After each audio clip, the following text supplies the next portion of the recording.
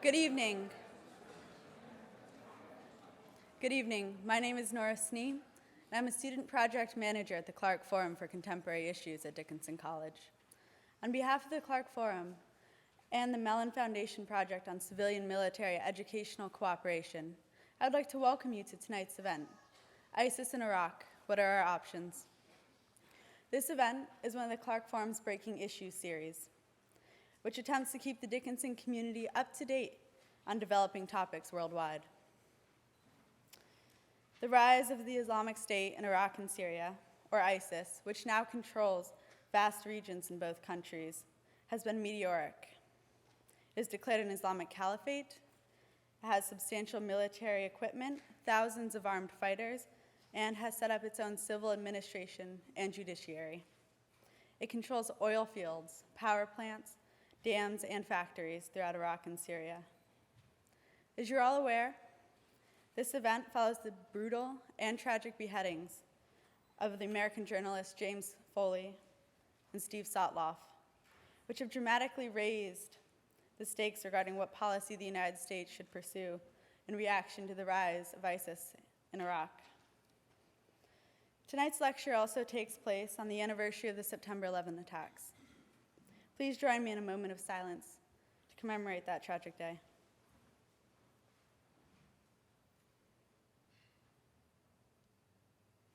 Tonight's speaker, Joseph Núñez, is a retired U.S. Army colonel who has served in various posts, including Haiti and Iraq, and who has had the privilege and opportunity to command at both the company and battalion level, leading as many as 750 soldiers.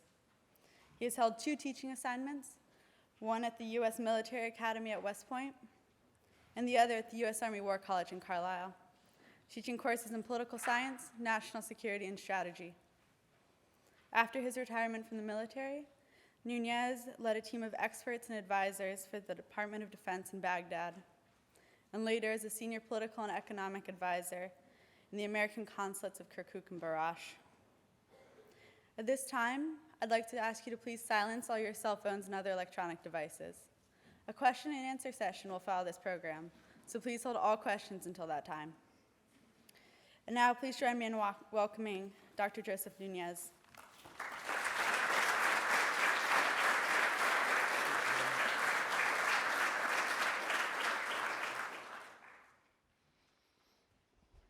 That was a great introduction. Thank you.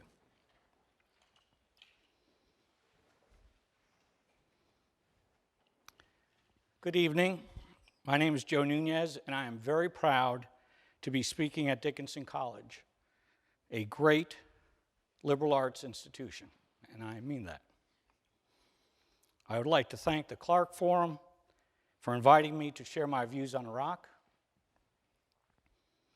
And a special tip of the hat goes to some dear friends I have at Dickinson College: Doug Stewart, Mark Rule, Tony Williams, Harry Pullman, Mark Aldrich, and others who are dedicated to international studies, national security, and strategy.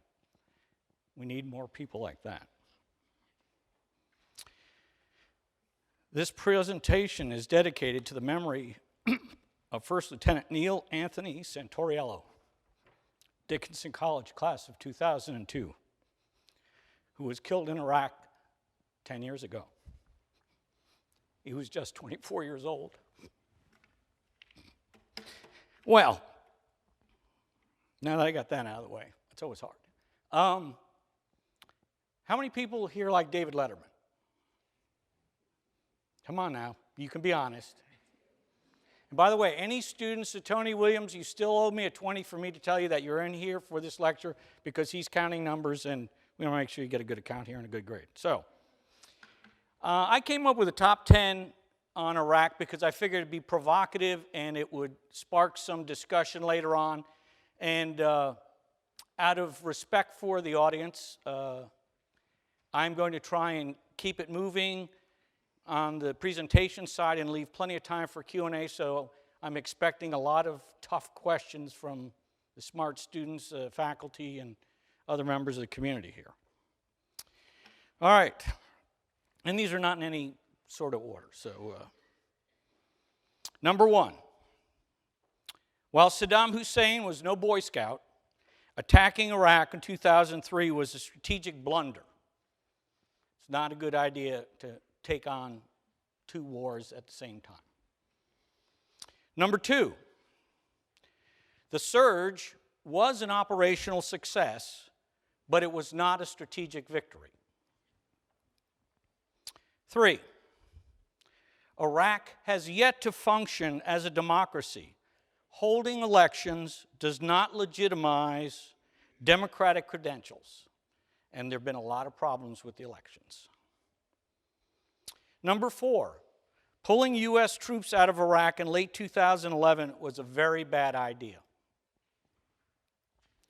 Number five, the United States did not, I say again, did not make a strong effort to achieve a status of forces agreement with the government of Iraq, and the Iraqis frankly lost interest in a status of forces agreement when the numbers that we were promising to keep in country kept diminishing and diminishing and diminishing, and finally they said, well, we'll just deal with the Iranians. Number six, taking down the Iraqi army will go down in history as one of the dumbest ideas and actions the United States has ever taken. Number seven, the chief beneficiaries of our Iraq efforts were Iran for political military reasons and China for economic reasons. The Chinese are heavily invested in the oil industry in Iraq, and they play by different rules than Western companies. I can talk more about that later. Number eight, while Maliki did politicize the Iraqi security forces, the United States did not do a competent job of training these new forces. And on that, I am very, very adamant, and I'd be glad to talk facts about that a little later. Number nine, a great portion of surge success was due to the awakening movement and the Sons of Iraq, or al-Salwa, who were ultimately betrayed by the United States, and this helped to revitalize al-Qaeda in Iraq.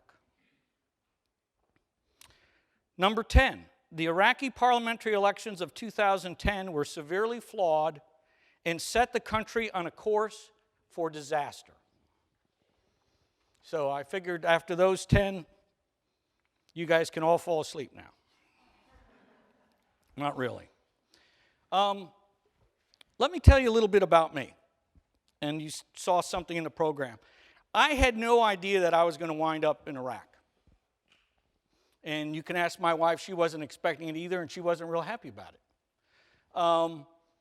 When I retired from the Army in 2007, I was teaching at the Army War College, and one of my staff officers came up to me one day and said, "Hey, sir, you've got a background in logistics, don't you?" I said, "Yeah, I used to do that stuff a long time ago. And you do this national security and strategy stuff, and you've taught at the War College in West Point, this and that, and you've worked on issues for different combatant commands and so on and so forth, counterinsurgency. And yeah, I've done some of that, yep." He said, "How would you like to go to Iraq?" I said, "What?" I said, "Things are not real good in Iraq right now, Chuck. A lot of people are getting killed. What's this about Iraq?" He said, "Well, it's not for me. It's my wife. She works for an organization called LMI, and we have a team leader over there who's leading a team of expert advisors working with the Department of Defense, multinational forces Iraq, and more pointedly with multinational security transition command Iraq. How would you like to do that?" I said, I need to find out more about the job. I said, but I have two questions that I would like you to pose to your wife. And one is it an exciting, challenging job, because I'm not looking to sit around and make PowerPoint charts or, fill out forms or do something boring. I said, I'm too old for that kind of stuff.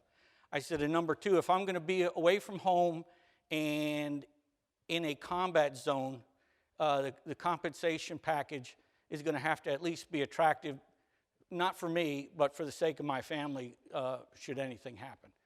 And so I sent him off to a conference. He was doing the Roadrunner thing. His family was in Washington. He was in Carlisle. So I told him to leave early, go down to Washington, go to a conference, spend time with his family, and I talked to him on Monday. And I kind of forgot about it.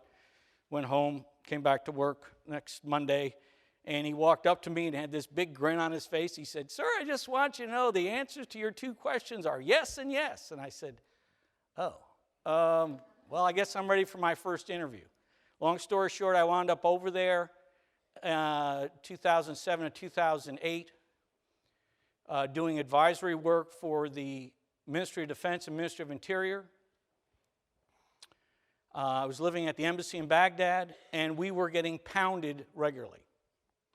And I wouldn't say this now because I didn't tell my wife that before, but it was pretty dicey. And I didn't want her to worry.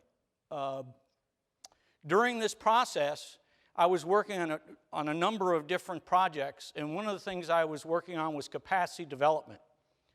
And the State Department folks got wind of some of the things I was doing, and they were interested in my perspective on things, and they kind of encouraged me to sign on with state as part of the accepted service, kind of a quasi-diplomat to work at a provincial reconstruction team, and then they kept me around and I worked at 2 consulates. So during my time in Iraq, all right, Mr. Wizard, let's see if this thing works. Oh, thank God. I was first in Baghdad, and then after that I went to work for the State Department. I was actually co-located I lived in Nasiriyah, but I did most of my work in Samawa, and I kind of went back and forth. So I was in Dhikar province, in Al-Muthana province. And then after that, they sent me up to Kirkuk, to the consulate there. And when the military left in 2011, they said, "We can't keep the base open. State Department doesn't have any money.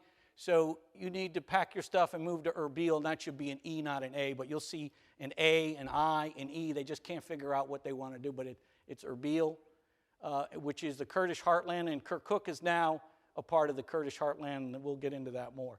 So I was in the center. I was in the south. I was in the north. And in my last assignment, I was in Al-Basra, which is the big port city and the oil capital. So I saw a heck of a lot of Iraq, and I spent over 5 years there. And yes, I'm probably crazy to have done it, but I don't regret it. And part of the reason why I feel good about what I did, even though things are going very badly there now, is because Dickinson students hopefully are going to make some changes when they move up into higher level positions within the U.S. government, because we need better decision making. We need people with critical thinking. We need folks that can utilize different disciplines, language, history, economics, political science, anthropology, religion, all of these different things and more. So if I left out any disciplines and there's a faculty member here, don't get upset with me. But I really believe in this. I really do. And that's why I'm here. And I'm very dedicated to this idea, and I'm doing other college lectures as well. So that gives you a quick snapshot of things. Let's cut to the chase and try and divine where we should go. The timing of my presentation could not be better. And where's Harry Pullman? Harry is a master. I mean, he is better than Karnak. Well, some of you are probably not old enough to remember Karnak or Johnny Carson, but Harry and I have been. It started with Doug Stewart and Mark Rule. Dialogue was going. Hey Joe, maybe you ought to do this. Blah blah blah. Boom, over to Harry, and Harry said, instead of November, let's try and get this thing going sooner. There's a lot of things happening, and let's try. So September 11th is obviously an important day, as our young lady told us who introduced me. And I was teaching at the Army War College that day. That was a very tough day to teach. Anyhow, so September 11th, the president just spoke last night, and Iraq, things are moving fast in and around Iraq. So, great timing. Thank you, Harry. And they fed me well tonight. I had a good dinner. Pericles once said, "Freedom is the sure possession of those alone who have the courage to defend it.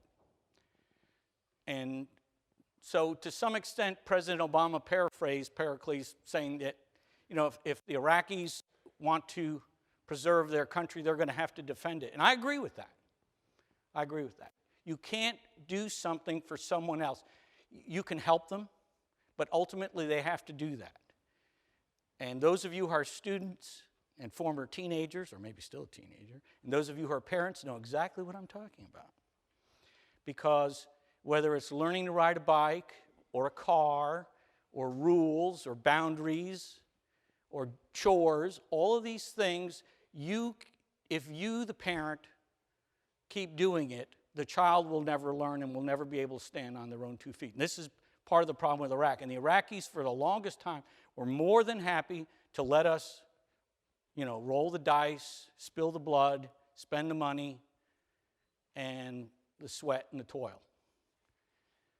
And we were foolish to let that go on for as long as we did, and to basically turn a blind eye to many problems that we saw a long time ago. Things that happened 5-10 years ago.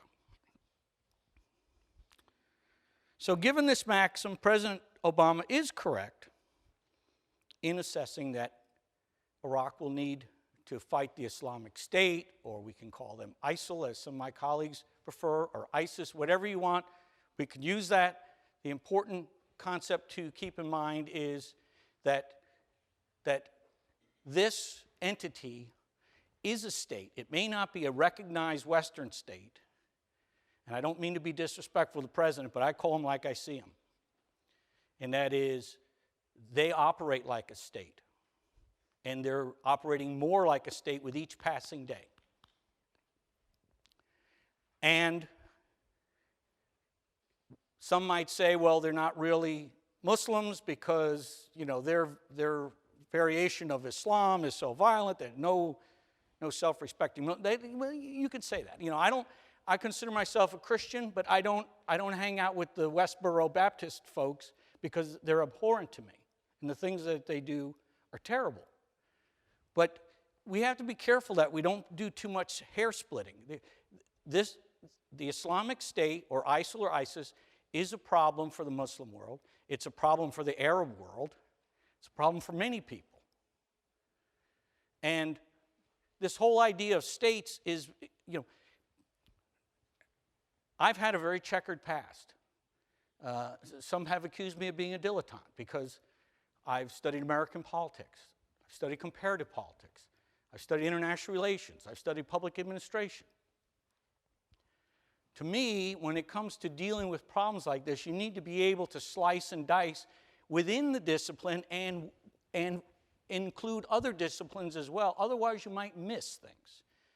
And in fact, I would argue today that the primacy for explaining what is happening in Iraq has less to do with international relations theory, particularly Western international relations theory, a la Europe, a la hundreds of years ago, and more to do with issues of comparative politics, things that we've studied, particularly going back a long time. And Mark Rule, who is ancient, he and I we went to school back when mastodons roamed the earth and we had good rock and roll to listen to, unlike you young people today. Which is why my son went to a concert this summer to hear Def Leppard, a band that I saw in Cleveland at the World Series of Rock in 1981, 33 years ago. And they're still good. That people like Huntington and Pye and Verba saw things about different cultures that had an impact not only on individual behavior or group behavior, but also had an impact on state behavior and state formation. And we've ignored a lot of that to our own detriment. Sorry I had to use you as a prop, Mark. I owe you a beer. So, even though Iraq is going to have to stand on their own 2 feet with regard to their security, they're not going to be able to do this on their own. The United States will need to play a more robust role in this counterinsurgency strategy than has been outlined. And yes, the new post-Maliki government will be helpful in changing attitudes of Sunnis, Kurds, Christians, Turkmen, and progressive Shiite citizens. There's code when I say progressive Shiite citizens. But a lot of damage has already been done. And much needs to be done to rekindle faith in Baghdad leadership. A lot. And it's going to be very difficult.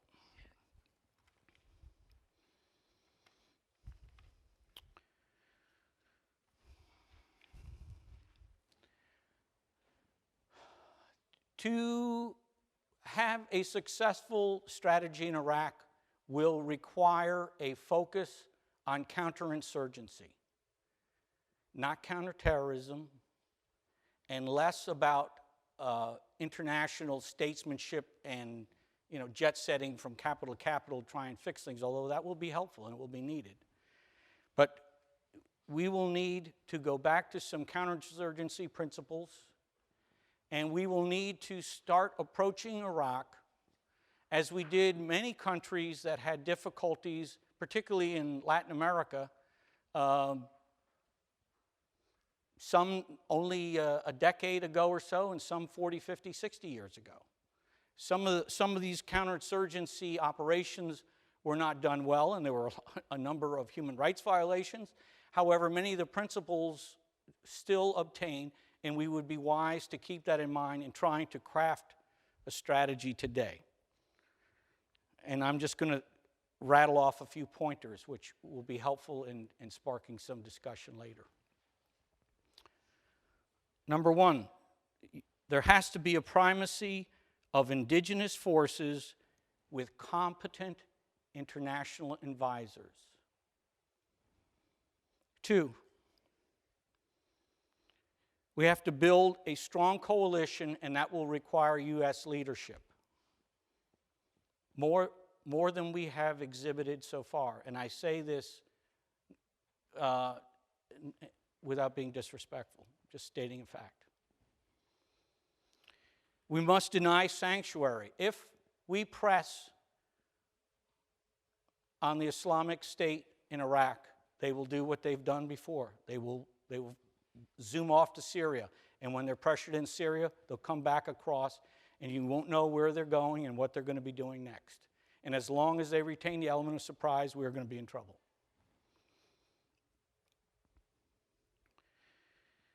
We will need to guard against ungoverned territory. When there is space where the government does not have legitimacy, where people believe in the central government and in their local leaders, whether they're provincial, tribal, or whatever, bad things happen. And this is really, a lot of these things that I'm talking about are things that happened during Maliki's tenure. He helped set a lot of this up. We need to cut off funding streams for insurgents.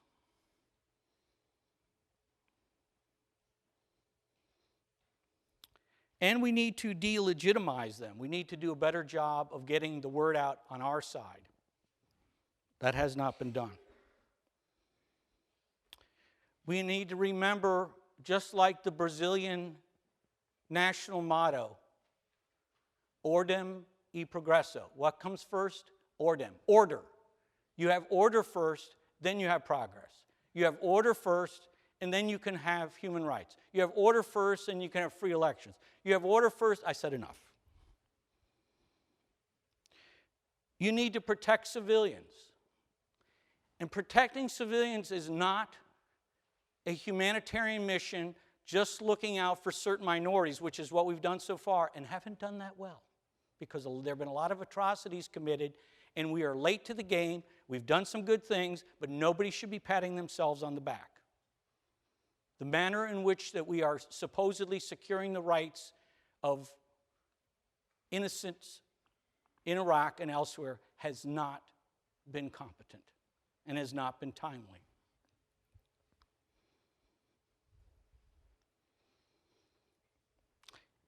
I got to share something with you personally. One of the great things about not being in Baghdad, I mean, I enjoyed being in Baghdad initially. It was very exciting. But there's not a lot. Anybody who thinks that you can be in Baghdad and understand what's going on down here or out here or up here or over here is, it's like the general in the headquarters who never gets out to see what's going on in the field, doesn't really know what's going on. And I was all over the place. And I could get down to the lowest levels. I could drink tea with sheikhs, with religious leaders, with governors, provincial council chairmen, judges, all sorts of folks. But one of the most powerful conversations I had, and painful ones, I might add, was in Kirkuk. I was in Kirkuk from 2011 to 2012. At the time, the Chaldean Catholic Archbishop was Luis Sacco, who became a very dear friend of mine. Today, Luis Sacco is the Chaldean Patriarch in Baghdad. He is the leader of the Chaldean Catholic. He is a cardinal in Rome. Or should I say, Rome has recognized him as a cardinal. His work is in Baghdad. He and I had many conversations. And before I left, he sat down with me. And he told me,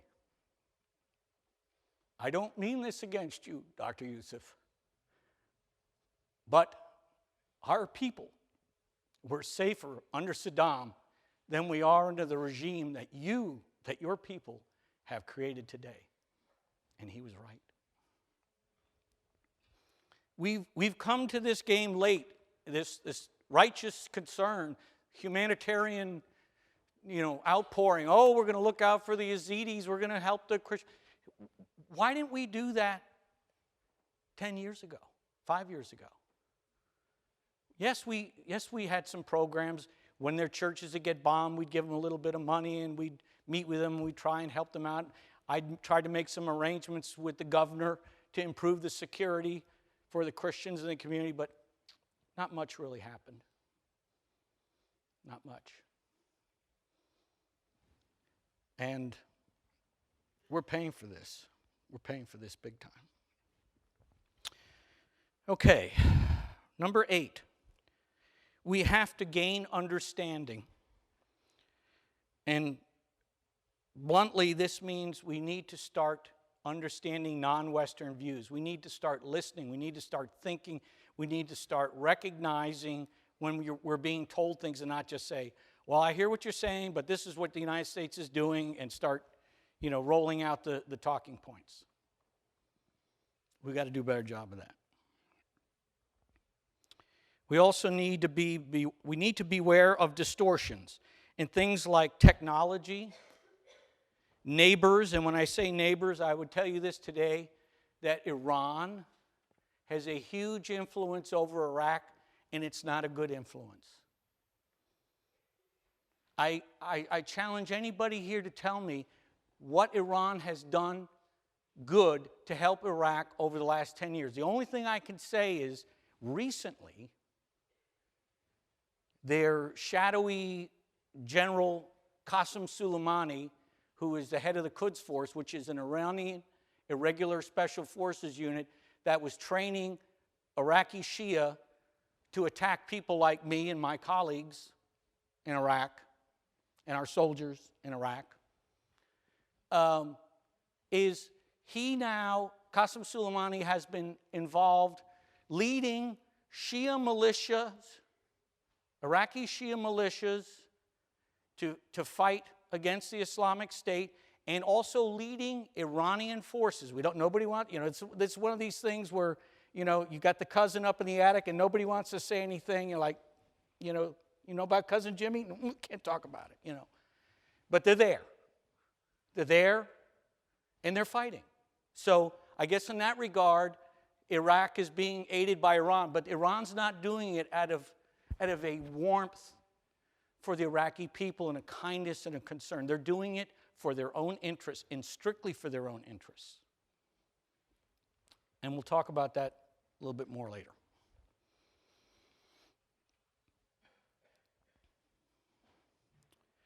The other thing we have to guard against, another distortion, is myths. The Iraqis love to spin myths. You will hear some of the most outrageous things. They will tell you this, and you have to keep a straight face, and you have to be able to talk them down and get to the facts without insulting them or making them feel like they're stupid. And just say, no, those black armored Suburbans riding around Kirkuk, those are our vehicles. That's not Mossad. That's not Mossad. We also need to develop a long-term cadre. This business of having folks go over for a year, or in some cases we extended troops for 18 months, we have to have a cadre of folks, and not just military, who are going to be there longer. I'm not saying you need to be there over 5 years like this old fella here, but we need to have some old hands that know what they're doing, that can maintain some continuity so we're not reinventing the wheel every 5 or 6 months. I'm tired of that. I'm just getting too old for that junk. Okay, new strategy for Iraq. Here's some basic principles. Number one, arm the Kurds directly. U.S. military equipment directly to the Kurds. None of this business of playing hopscotch around, oh, we're going to provide money to these folks and they're going to buy some old Albanian AK-47s, and no. Give them the good stuff. And if it means that the Kurds should want to form their own state, and they essentially are an incipient state at this time, then so be it. Okay? We don't, the international state system is not a prison. Things change. The Kurds have been, how can I say this politely? The Kurds have been disadvantaged severely for about 100 years, dating back to Sykes-Picot Treaty and the implementation of that, where they were basically odd man out as far as who gets countries. And the Kurds, by the way, not only are a large number in the north, but there are a lot of Kurds in Iran, there are a lot of Kurds in Turkey, there are a lot of Kurds in Syria, and there are Kurds in the former stands and elsewhere. There's a lot of Kurds. They've never had their own homeland, never. And they're not happy about that. And the Kurds can fight. I read an article recently that was disparaging about the Kurds, saying, well, they need, these guys aren't used to this and that, and they need to have, better leadership, and they need to have more weapons. You give me one of those mountain hillbillies, because that's what they call them. And in Baghdad, the jokes I used to hear in 2007 is, if you're going to talk about two people and malign them for being, simple folks and kind of a little slow, but somewhat interesting, you talk about the Kurds in the north, the simple mountain people in their baggy pants, and then you talk about those poor Bedouins out in the desert who, just don't know any better. But we need to strengthen the Kurds. They have, from my perspective, they have very good fighters, and they can make a big difference, and they should be supported.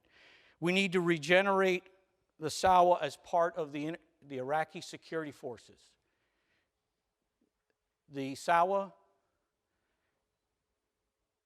feel betrayed by the United States. I alluded to this earlier. They feel betrayed. We trained them. We provided them equipment. We gave them salaries. Then we walked away, and we allowed Prime Minister Maliki to basically short sheet their bed. They didn't get paid regularly. The police and the military treated them like stepchildren. They were not appreciated, even though they were instrumental in catching al-Qaeda leaders and other key figures throughout Iraq. And are tough. I've seen them fight. And I've seen the scars on them. I used to have meetings with Sawa leaders. Many of them were former Iraqi officers. And they would tell me things they wouldn't tell other people, because they said, Dr. Yusuf, we know that you are an Army officer, that you were an Army officer. We respect this. And we're going to tell you things you're not going to be happy about. We're going to be honest with you, We wouldn't tell these other people because we just don't care, but we care about you. We're going to tell you what we think. You, the American Army, betrayed us. You let Maliki abuse us. What have you done to fix these things? And I would report all these issues up to Baghdad. Very little got done. But the Sawa are tough, and we need them. And they need to be part of the Iraqi security forces. Which one? Take a pick. You want to put them under Ministry of Interior, have them as a quasi-police, paramilitary force? Fine. You want to put them in the military? Fine. Make sure they're trained, make sure they're loyal to the state, make sure they're equipped, and give them tools they need, and they will go out and they will kill the bad guys. They will kill the bad guys. Need to sack political and corrupt senior military leaders, and there have been plenty of them. Some of them have already been sacked. There are a lot more that need to go. They were put in place by Maliki, and this process began a long time ago. So this business of people saying, oh, this just happened over the last few years, that's a lot of malarkey. We need to retrain the Iraqi army with U.S. Special Forces and provide frontline advisors and mentors. We talked about this at dinner time. You have school, you train, you teach, and then you have the final exam. What's the final exam? Anybody? Pulling the trigger, fighting. And you know what? You can't tell whether they're good or bad unless you're there. And let me tell you something, sports fans. I am comfortable telling the American people, we're going to put 4 of your sons and daughters with 4,000 Iraqi soldiers, and we're going to have a force multiplier, and they're going to get the kind of coaching and teaching that we should have been doing before, but didn't get around to doing.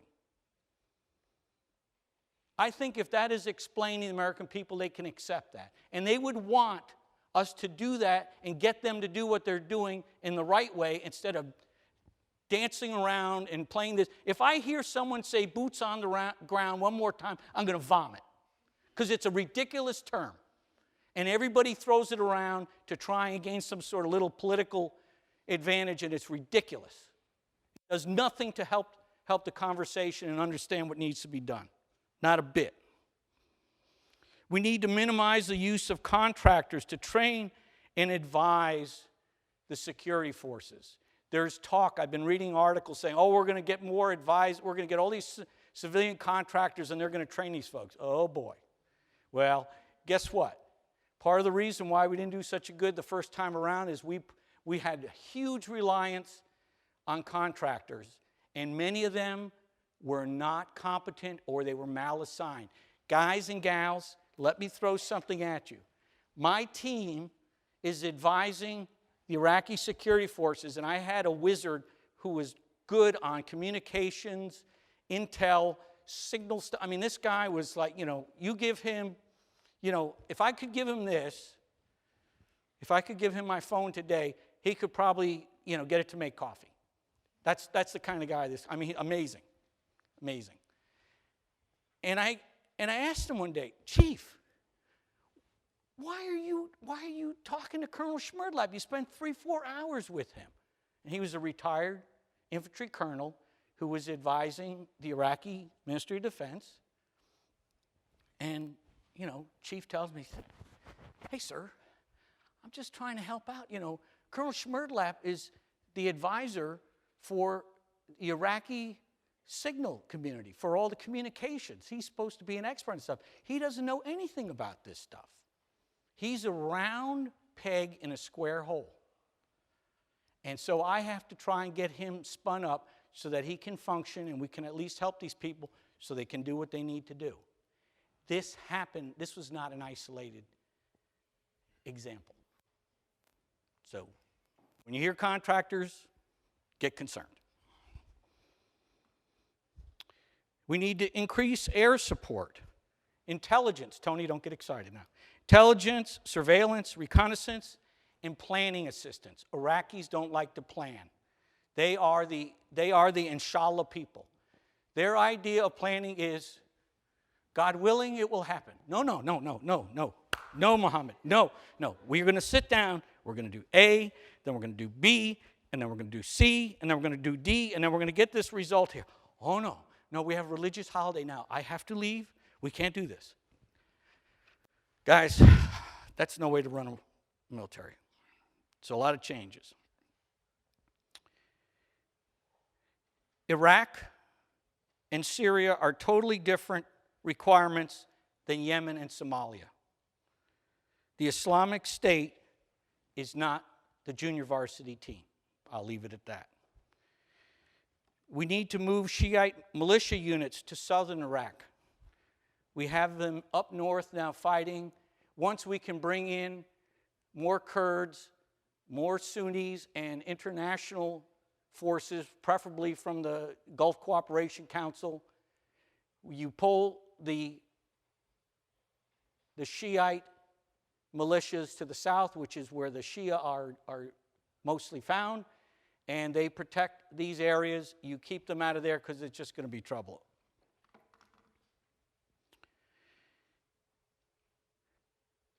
We need to minimize Iranian military advisory efforts and get Iranian military units out of Iraq.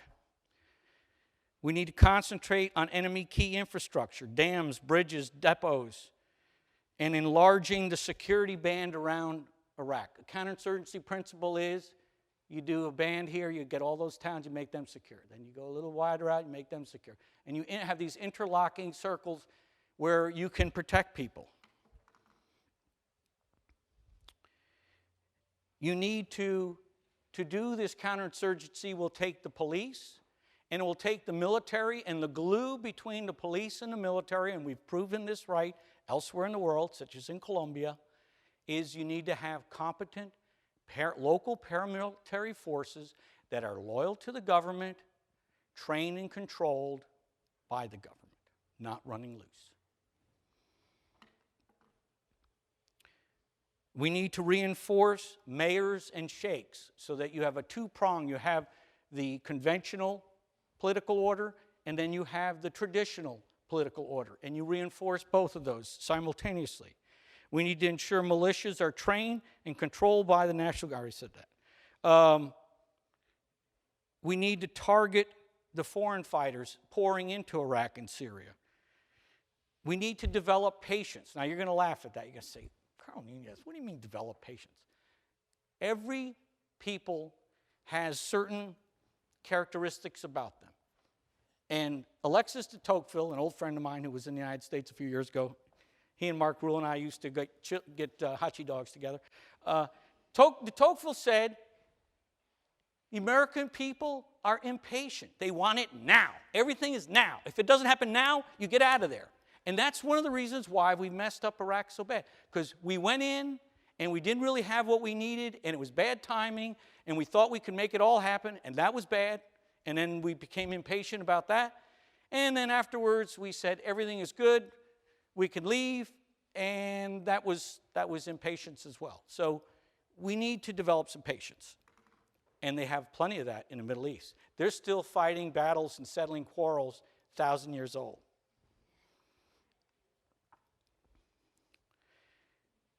I would also say that in addition to patience, one of the things we need to do is have congressional support so that the executive branch and the legislative branch are on the same sheet of music, and you can get the American people behind this, because if you don't have the will of the people, you have nothing.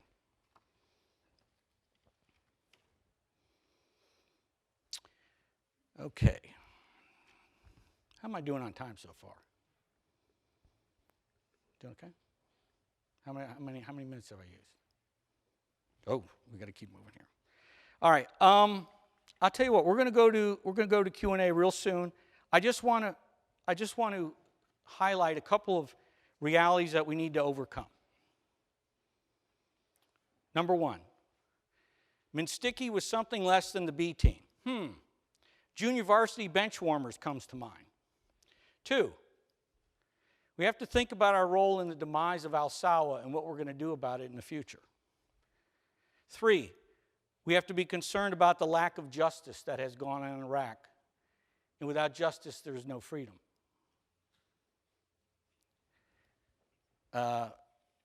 And that was something that my old buddy Edmund Burke, he also used to hang out with Mark Rule and me. But Burke said, you know, no freedom, no justice, no freedom. And the Iraqi system of justice has been warped and distorted for years, mostly due to the engineering of Maliki.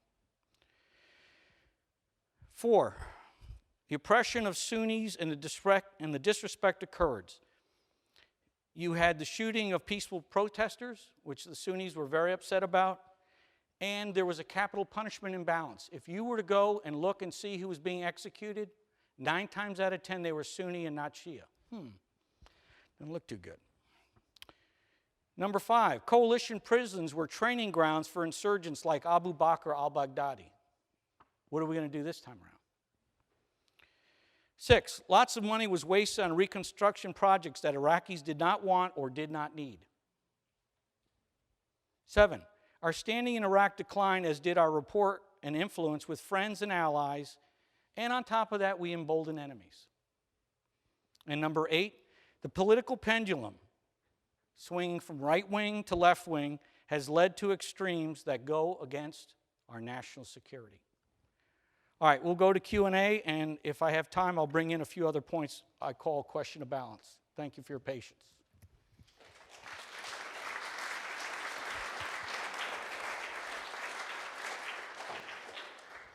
All right, we're going to begin the Q&A now. If you have a question, please raise your hand and wait for us to bring you the microphone.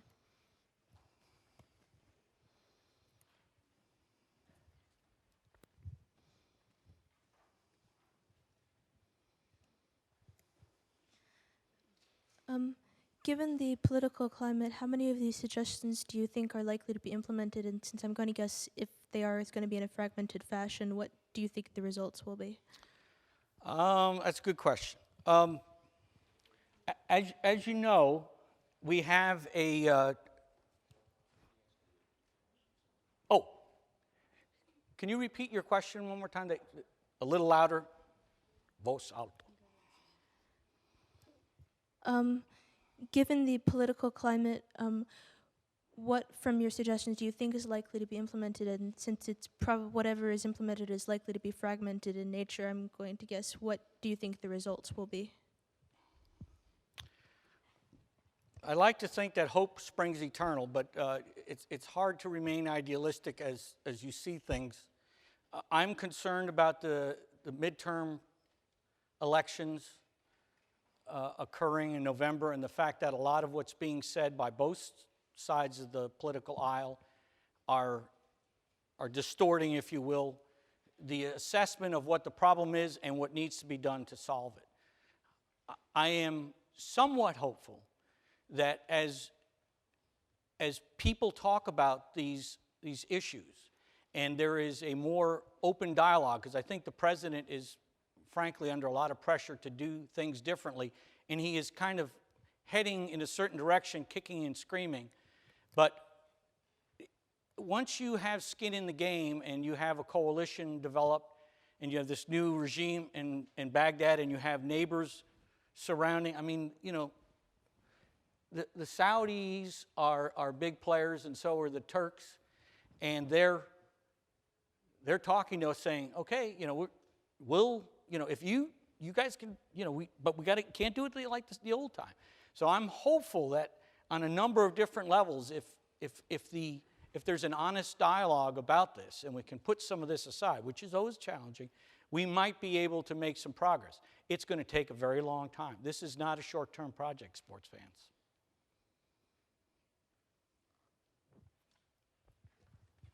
Hello. Thank you for being here tonight.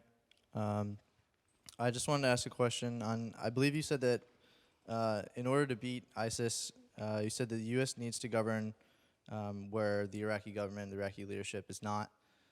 I just wanted to know if you could elaborate on that. What would that look like for U.S. assets? As well as, based on your story about the cardinal from Kirkuk, does that conflict with that idea? I mean, believing that Saddam Hussein made us a safer Iraq. No, Well, as far as the ungoverned spaces, it's up to the Iraqis to provide the influence in these areas. We can assist, but we can't do it ourselves. And the last thing we need to be doing is holding territory. We do not need to have large troop units massing on Iraqi soil or Syrian soil right now. I think that short term that might look really good and long term really bad, and which would be somewhat of a rerun of before, where you win the battle and you lose the big enchilada. And I'm not up for that. I'm really not up for that. The second thing is, my point about the Christians in Iraq is the American public, we got to get away from this sort of PC blathering that we've been doing for the longest time.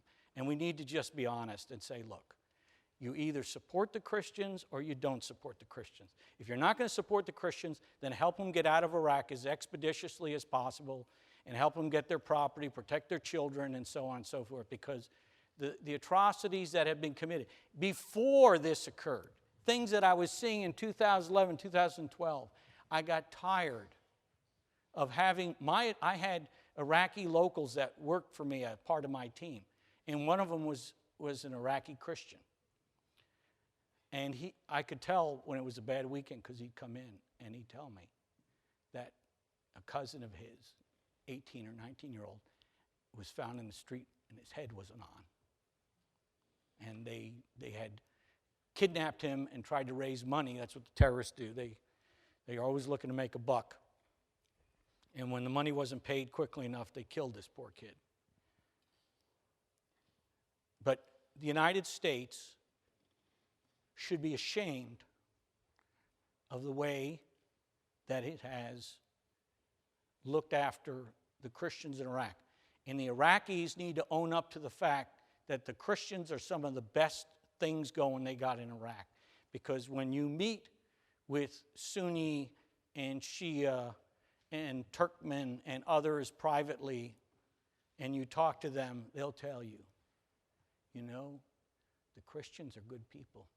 They're honest, they're intelligent, they're hardworking, they wouldn't hurt a soul. They're the doctors, they're the lawyers, they're the judges, they're the businessmen.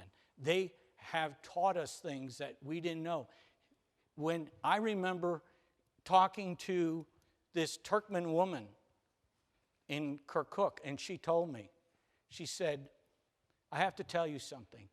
Jalal Talabani has very warm feelings for Turkmen and for Christians. I said, tell me more about that. He said, well, Talabani grew up in Kirkuk. Everyone talks about Suleimania because he's got the big compound there and they got the mafia there and all that. But Talabani's roots are Kirkuk, and when he was a young boy, his mother used to tell him, Jalal, don't play with those dirty Kurdish boys and girls in their rough clothing and their coarse language. Go play with the Turkmen and the Christian children. They're dressed in nice clothes. They speak properly. They know they have good manners. Their parents are responsible. Be like them. And oh, by the way, they said the same thing about the Jews in Iraq until the state of Israel was formed, and then they chased them out of Iraq. So, if they lose the Christians, they've lost that which leavens the bread.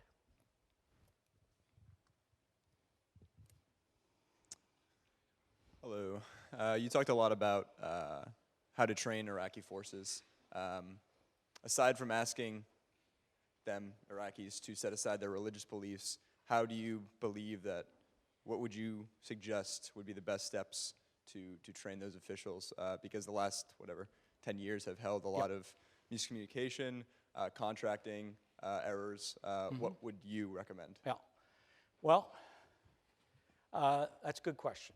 And just to quickly get back to this whole thing of Minsticky, nobody likes to talk about Minsticky other than to, we did a great job of. If you want to look at Minsticky in terms of marrying men and equipment together and saying, okay, we're taking these 10,000 guys here, we're taking all this equipment, we're putting you on a train, and boom, you're now the 10th Division. God bless you. Have a great career.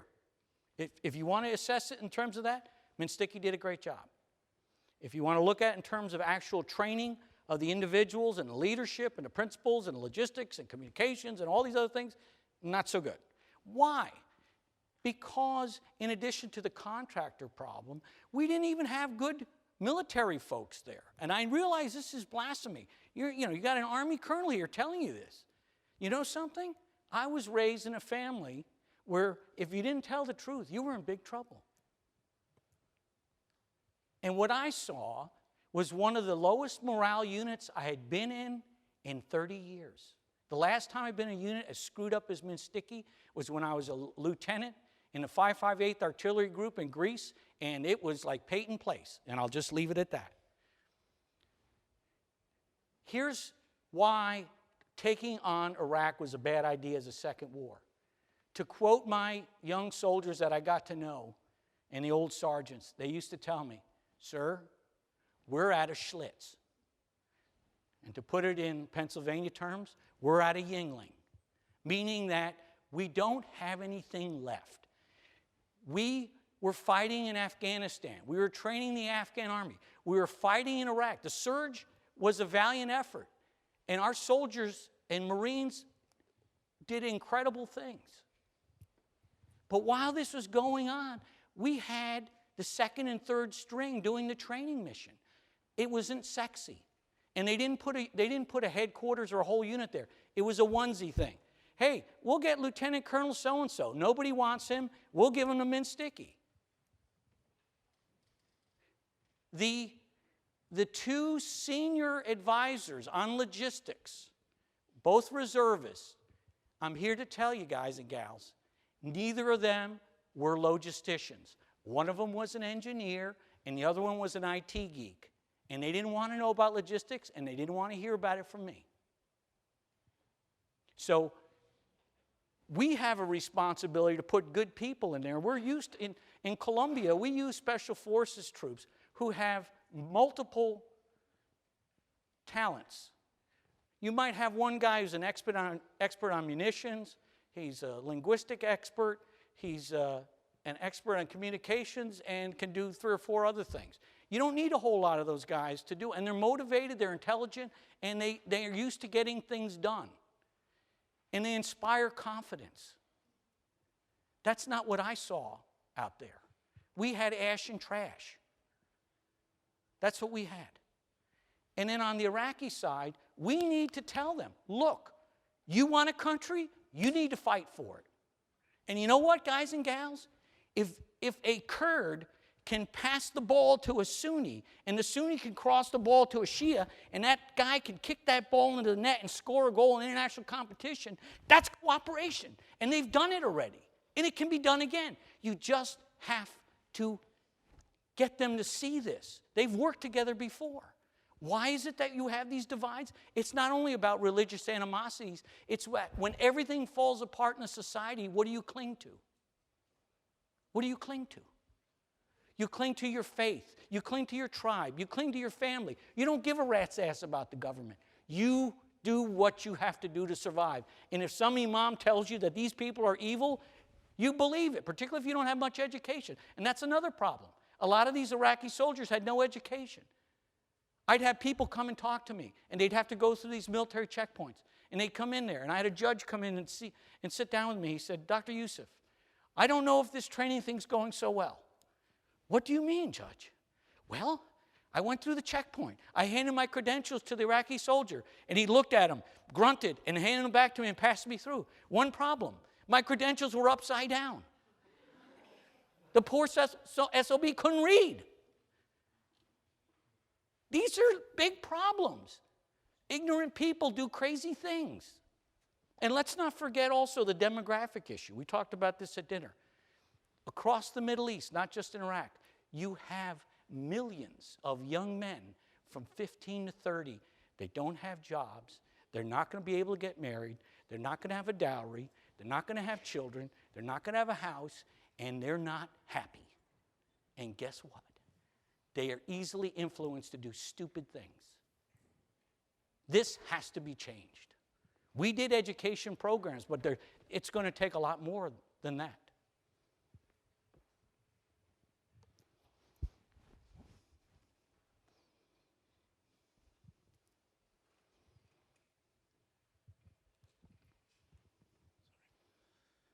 How much would you blame for the roots of ISIS to obviously the Maliki government getting increasingly sectarian and persecuting its political enemies, as well as in 2011 pulling out the American troops and leaving a vacuum in Iraq?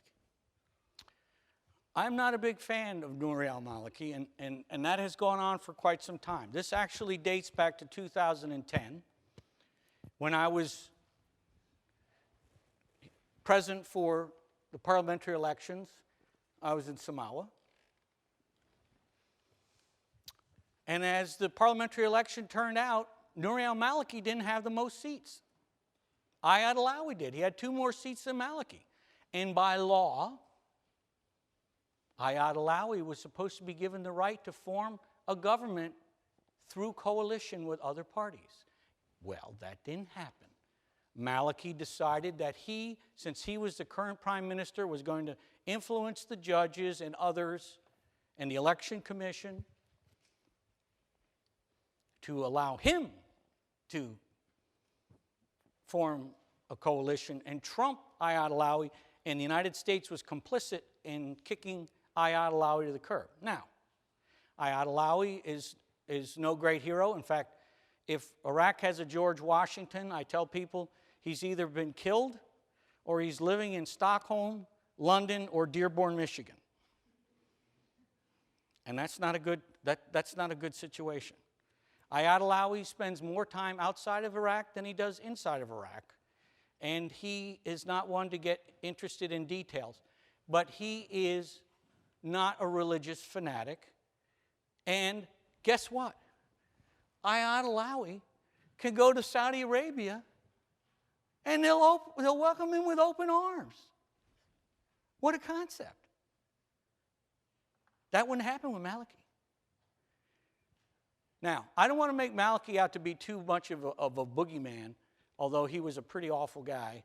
And part of it was our own fault. We allowed this to happen. Believe me, I saw this up close and personal working for the State Department. Because I'd ask, and they'd just say, Joe, just get with the program. Get with the program, Joe. Just get with the program. Maliki's our guy. I said, oh, yeah, he's our guy, all right. And once it was clear that all U.S. forces were going to be pulled out of Iraq in 2011, Maliki went from being, shall we say, friendly with the Iranians to totally in bed with the Iranians. Because he owed the Iranians, number one, they were helpful in the 2010 election because in addition to Ayad Alawi getting more seats, Ayad Alawi probably had more than a 2-seat majority or plurality, but there was a lot of questionable things going on. All of these regional directors for the election commission were Maliki appointees, and interestingly enough, they all just happened to be members of the Dawah party. Funny how that happened. Anyhow, so there were a lot of problems with elections. And then Maliki became very paranoid. He was afraid of the Sunnis, he was afraid of the Kurds, and he did a lot of things that just pushed people away and really made folks upset with him, and it got worse and worse and worse and worse. So, yeah, Maliki is in large part to blame for this, but the United States government went right along with this for a very long period of time. Very long period of time.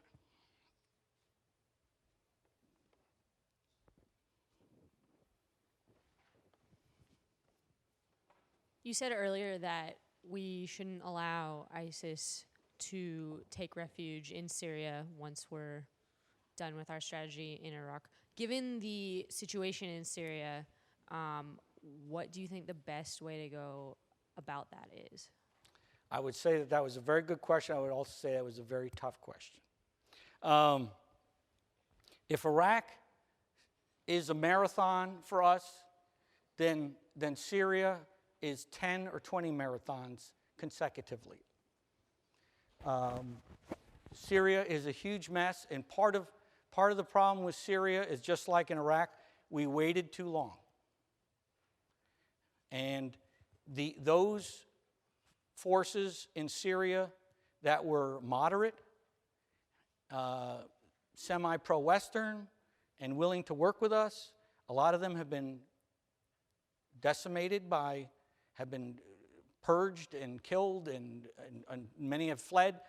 because Assad was able to rebound, and then on top of that, ISIS got stronger and stronger, and it was really bad. Syria is going. This is something that is going to take a long time to work out. Yes, there are things we can do from the air, but as Tony Williams knows, you can do a lot from the air. You can't do everything from the air. You still need to have people on the ground. I didn't say boots on the ground. I said people on the ground that see things and know what's going on. Not some local sheep herder, with a radio in his hand, but somebody that knows, understands what's going on, and is gathering information and can utilize that information to pick out because if you start hitting the wrong places, guess what? That's not going to build you too many friends. So I would say early on in Iraq, what we're going to have to do is we're going to have to put a lot of emphasis on the Syrian border so that as we're doing things here to push these guys back, that we're also finding ways to attrit them, which is a nice way of saying kill, all along that area so that they can't get across and do more damage over there. And we're going to need to start training some of these militia forces that remain in Syria, but we're probably going to have to do it outside of country. And Tony knows a lot of very competent people in the region that can take care of that, and they've got good ice cream too. So, yeah.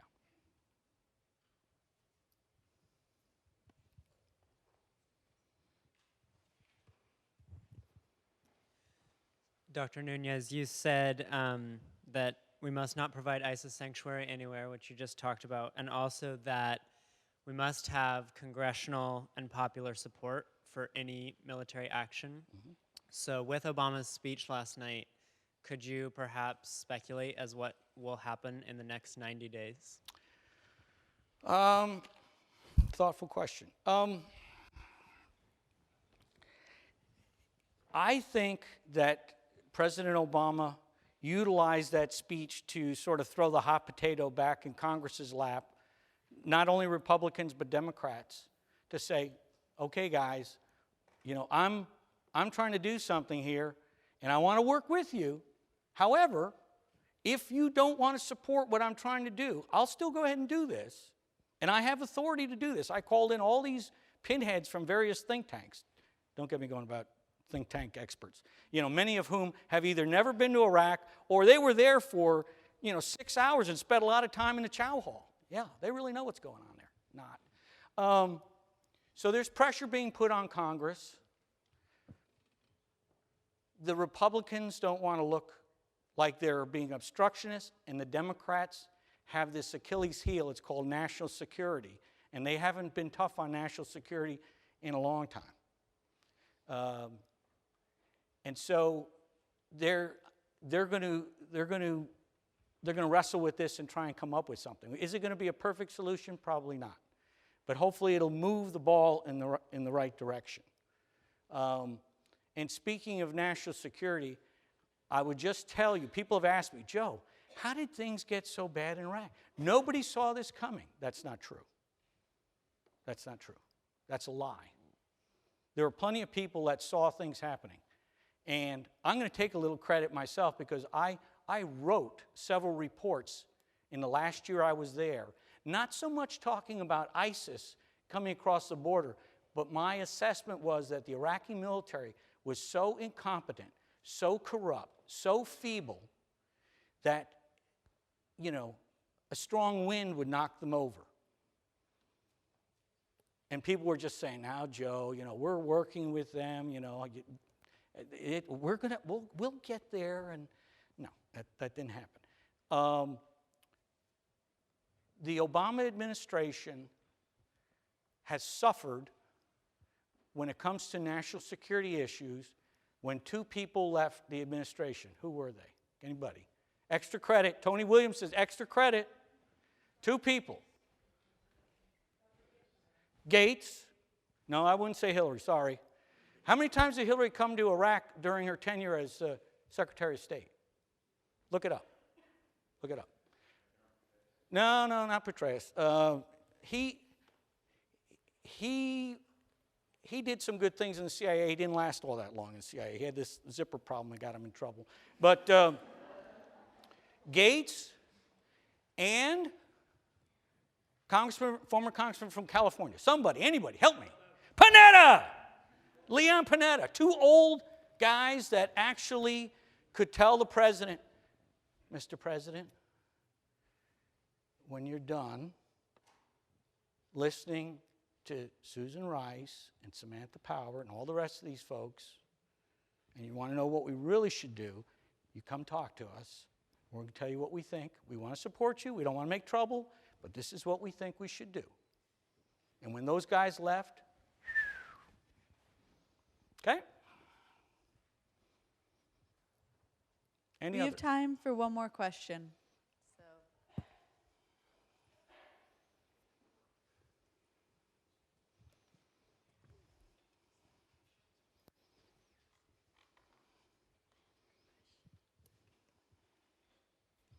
Can you talk about what kind of security you had while living in Iraq, and if you thought that you needed more or less, and just about that? I think I need to ask my wife to leave the room while I talk about this. There were the worst times for me in Iraq were in Baghdad 2007 and 2008.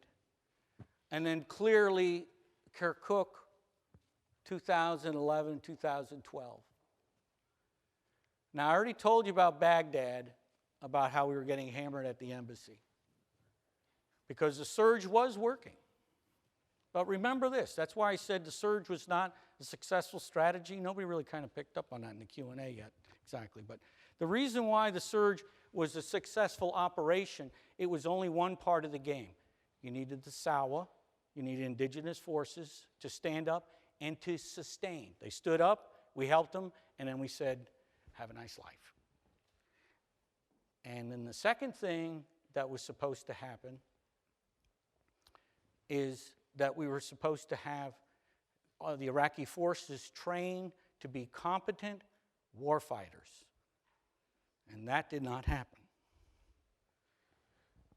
And the problem with the SAWA had a big impact on Joe Núñez's security when he was in Kirkuk. Because when I talked to the SAWA leadership in the north here, they told me an interesting story with tears in their eyes. They said, Colonel Núñez, you have been told that Al-Qaeda was destroyed by virtue of the surge, that the Al-Qaeda was almost no more, that they were killed and that their equipment was destroyed and dispersed and this and that. We're here to tell you that that's not exactly correct.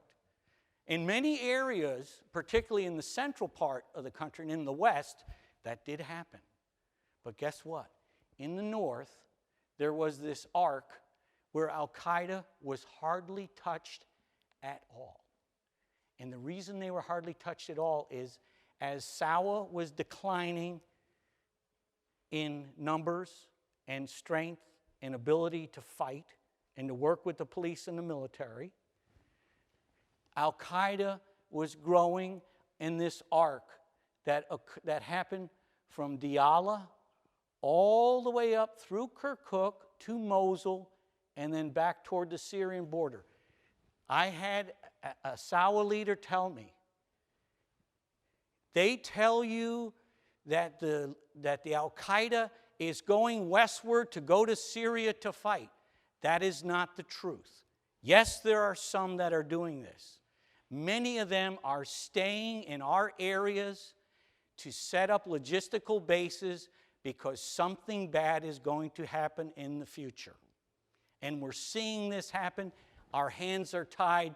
You must tell the story and fix this, Colonel Núñez. I reported this. Nothing was done. So, because you had Al-Qaeda still, and this is even 2011 while there's still U.S. forces there, was still, shall we just say, maybe not powerful, but functional and and developing plans of action for the future.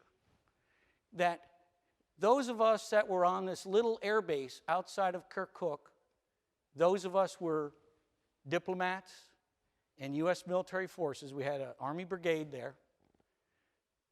We used to joke about this because my little hooch, my little metal container that I lived in, my executive lodgings, were sandbagged on the side. So that was good. If something came in, it wasn't too big, and there was a splash, and I was down on the floor, I'd probably be okay, or not too bad a shape. However, I didn't really have anything on the top. There was no hardened top because they didn't want to spend the money to do that, and we didn't know how much longer we were going to be there.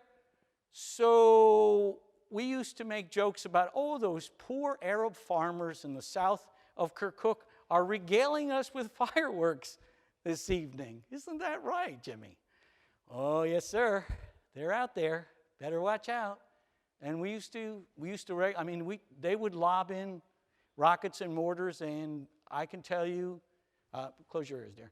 I can tell you that some of those rounds landed very close to my quarters, and in some cases, they hit lodgings of our soldiers before they left in 2011. We lost some people, and it was very hard to deal with that. So when I felt safer when I was in a convoy of hardened Suburbans with guys with knives in their teeth and pistols in their socks and submachine guns and everything all around them, ready to rock and roll, than I was on base. Because when I was on base, we were sitting like ducks in a bathtub, and when we were on the road, we could sort of juke and jive if we needed to kind of get out of there. And if things were bad, they'd just tell us, "Hey, Dr. Núñez, we're not going anywhere today. Just tell the old man, have another cup of coffee." Thank you very much. Appreciate your attention.